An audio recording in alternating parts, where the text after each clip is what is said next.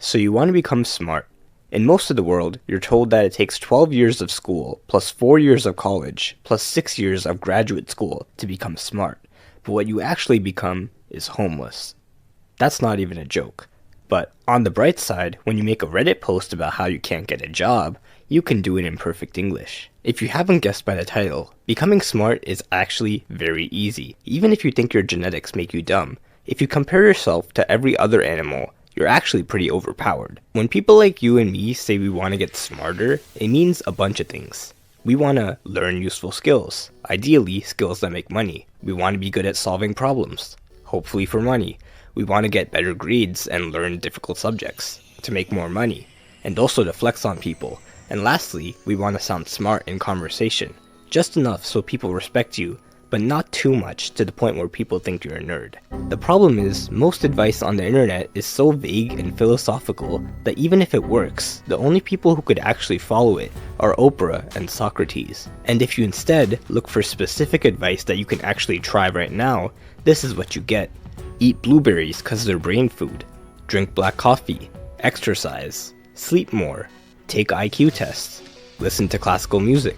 These things sound good, but at some point you have to, actually learn stuff. Besides, even in the past, there have been some geniuses who've spent the whole day sitting at a desk, getting 2 to 4 hours of sleep a day.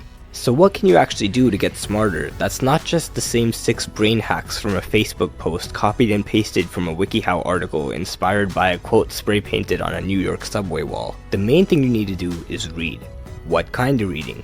It depends. Fiction is good for learning to read faster, and it gives you a better vocabulary.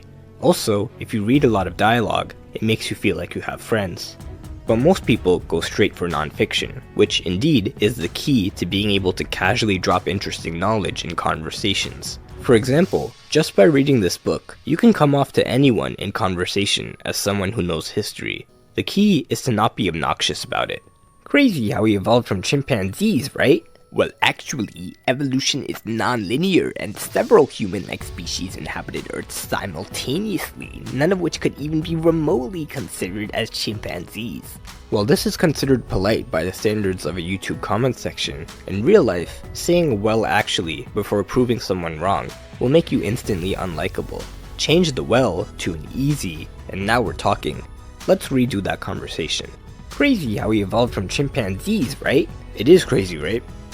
I was reading the other day and apparently humans and chimpanzees... I always thought we evolved from them, but I guess we just evolved side by side. You can be smart while also being humble and also sounding like you touch grass. The key is to teach people what you know without making them sound dumb. This way, people will actually learn from you, which will make them see you as smart and respectable. Now, how do you find these books? It's actually really easy. You don't have to read the same 5 books everyone tells you to read. Just think of a topic you want to learn about, like cleaning. Now Google books about cleaning. Here's one that looks good. Usually, these books cost money, but if your finger slips, you might accidentally end up on this website, and you might accidentally search for the title of the book, and by chance, click on the first link, and oh no, accidentally downloaded a file, and opened it with the appropriate ebook viewer.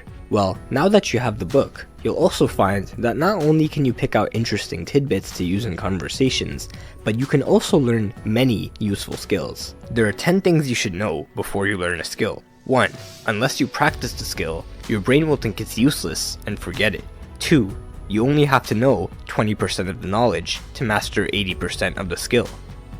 So I guess we could just move on. This is called the learning curve. It's a graph of how good you get at a skill over time. As you can see, just by practicing a little bit, you can make a lot of progress in the beginning. But you have to practice. No one ever learned how to tie a tie by watching how to tie a tie. You only learn how to tie a tie by watching how to tie a tie while tying a tie. The same applies to reading. Books only make you smart if you give your brain a reason to remember the stuff in the book.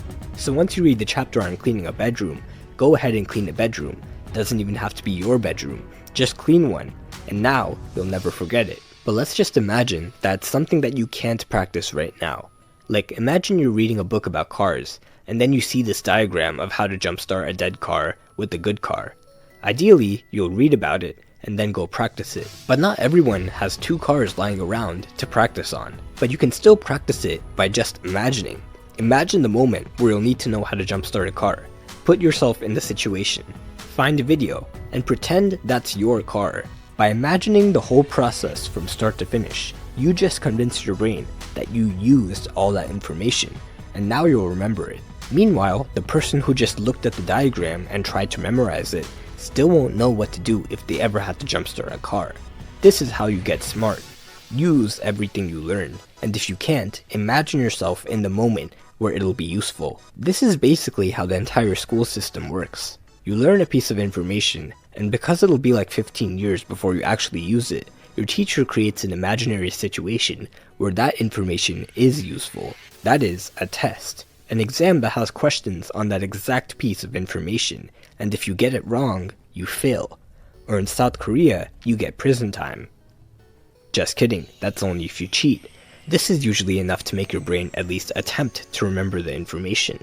The only problem is, once the test is over, your brain says it's not useful anymore, and you forget it. Some people think repetition, or spaced repetition, or studying in intervals, or mind mapping will help them get better grades and learn faster. But in reality, doing practice questions will give you the most results, because they simulate the actual situation in which you'll need to use what you learned. If you don't have any practice questions, make your own, and convince yourself that the stakes are high. Like, pretend that you're hanging off a cliff by one arm, and someone's there to pull you up, but only if you can name all the parts of a human cell. Learning information and making it seem useful to your brain is all you need to get smart. And this is why textbooks are the S-tier format for becoming smart as fast as possible. There's no fluff, no hand-holding, no distractions, just pure information and a bunch of practice questions. And if you can't solve them, you have to flip all the way to page XXXVVIII in the appendix to get help. Textbooks aren't for the casual learner, because it's not as fun as watching a YouTube video on the topic and forgetting it all an hour later. But if you're ever up to the challenge, there is a website you might accidentally end up on, where you could accidentally download free textbooks on any subject you want.